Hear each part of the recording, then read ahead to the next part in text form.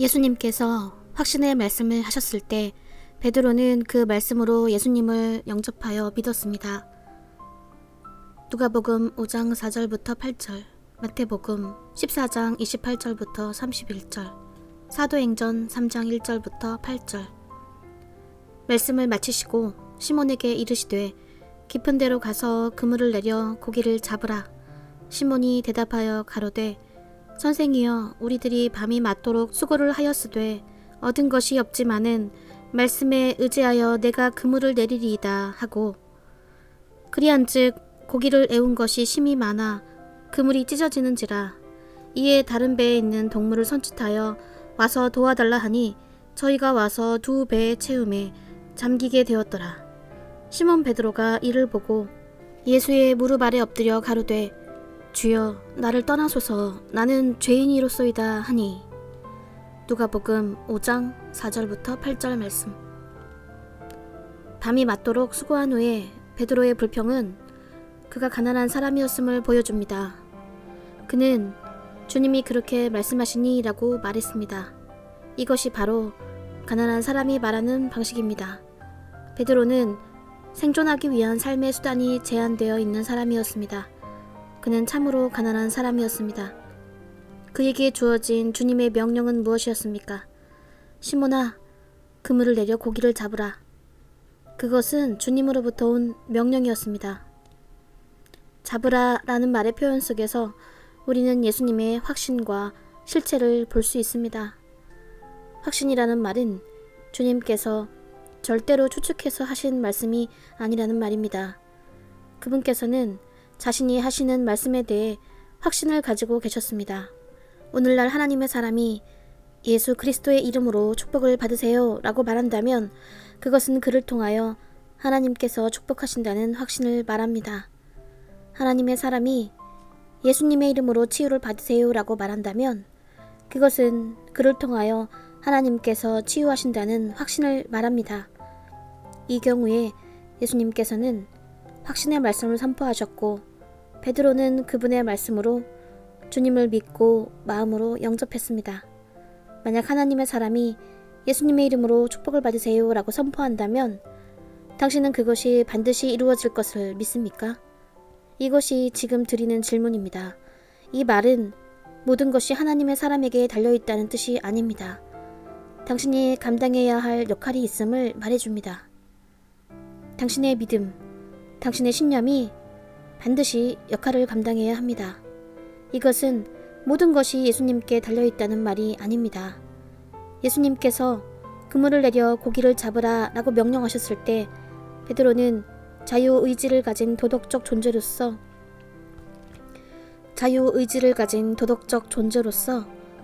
고맙습니다. 하지만 저는 그렇게 하지 않겠습니다.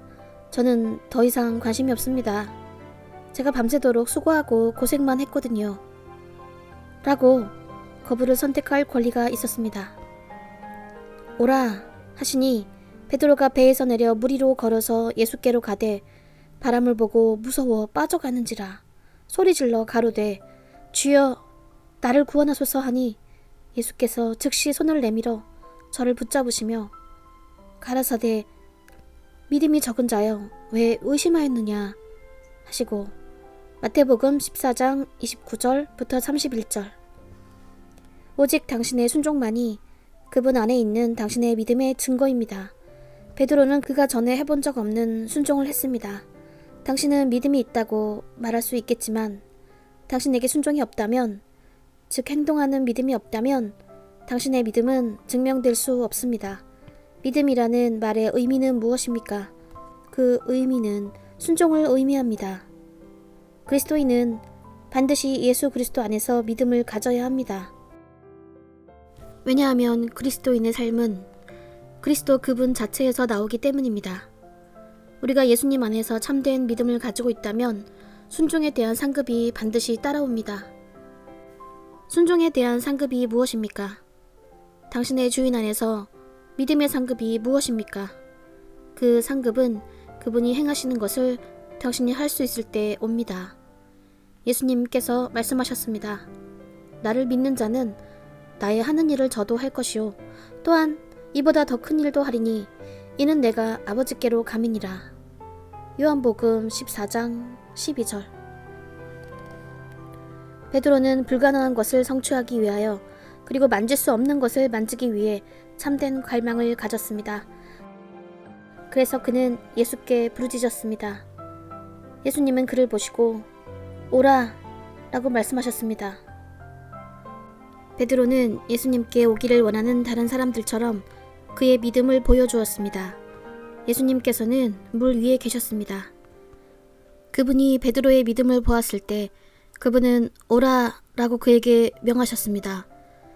그분은 베드로를 본 것이 아니라 그의 믿음을 보셨습니다. 당신의 존재를 보는 것과 당신의 믿음을 보는 것은 다른 것입니다. 예수님께서 당신이 믿음이 없는 것을 보신다면 당신은 축복을 받지 못합니다. 그분께서는 당신의 믿음이 없이는 당신을 축복하지 않으십니다. 그분은 믿음이 없이는 당신을 축복하지 않으실 것입니다. 베드로가 가로되 은과 금은 내게 없거니와 내게 있는 것으로 내게 주노니 곧 나사렛 예수 그리스도의 이름으로 걸으라.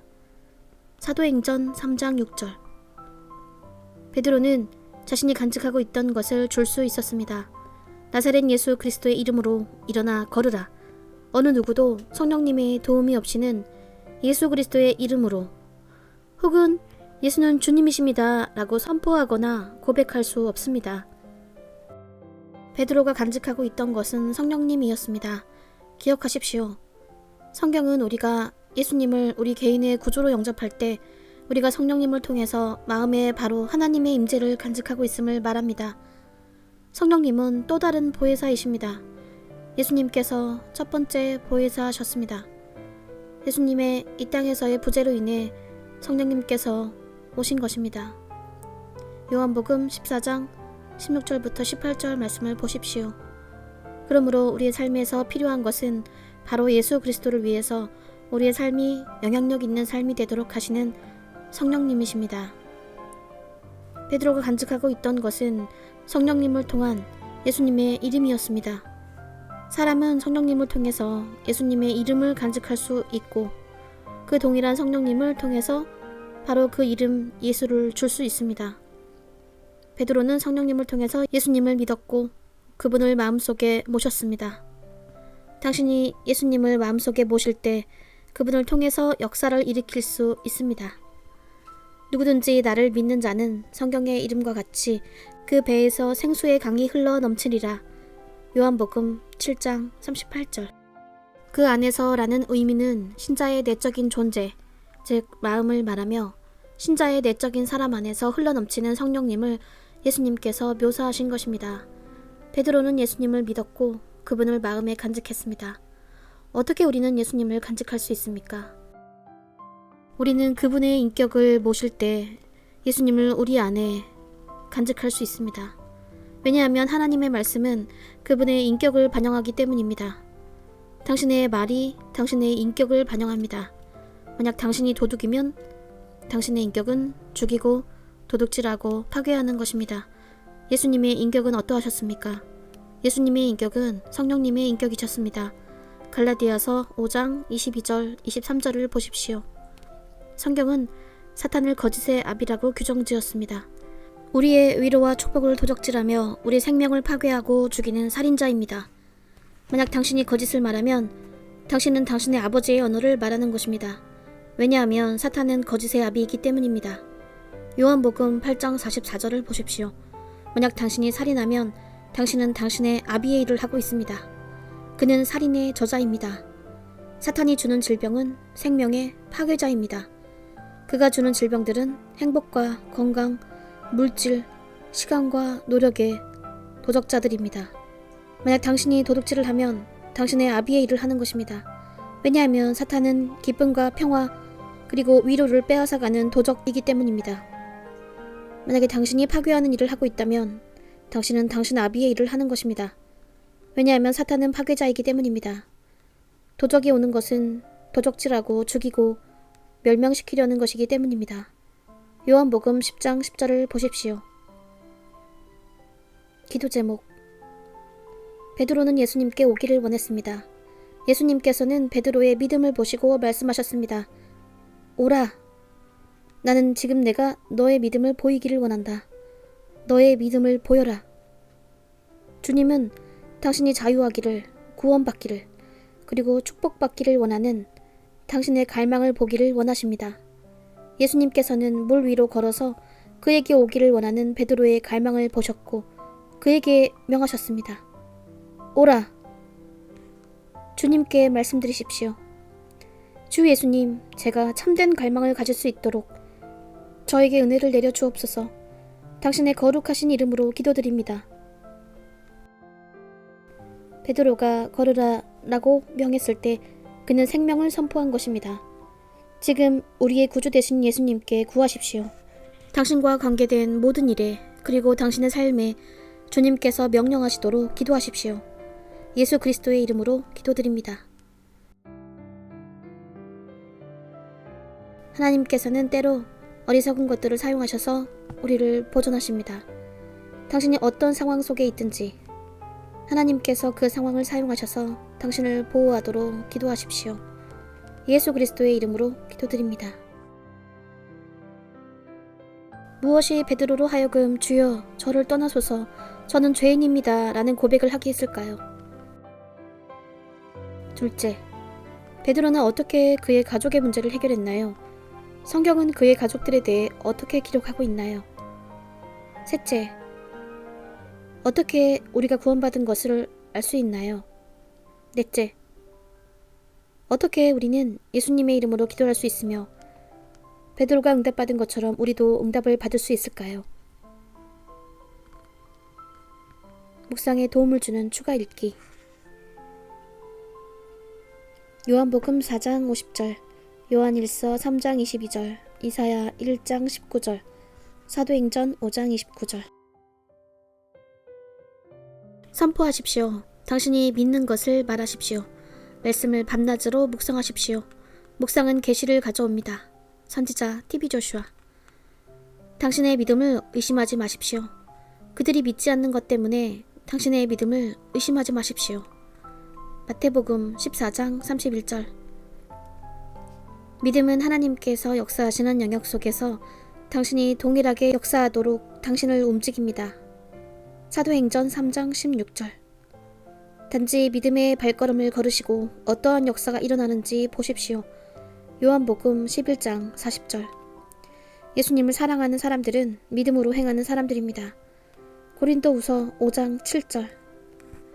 베드로는 예수께서 그분이 믿는 것을 말씀하셨고 그가 말한 것을 믿었음을 확실히 알고 있었습니다. 누가복음 5장 8절에서 10절. 당신이 예수님의 이름으로 행할 수 있는 일의 역사는 당신이 믿는 믿음의 용량에 있습니다. 마태복음 17장 20절.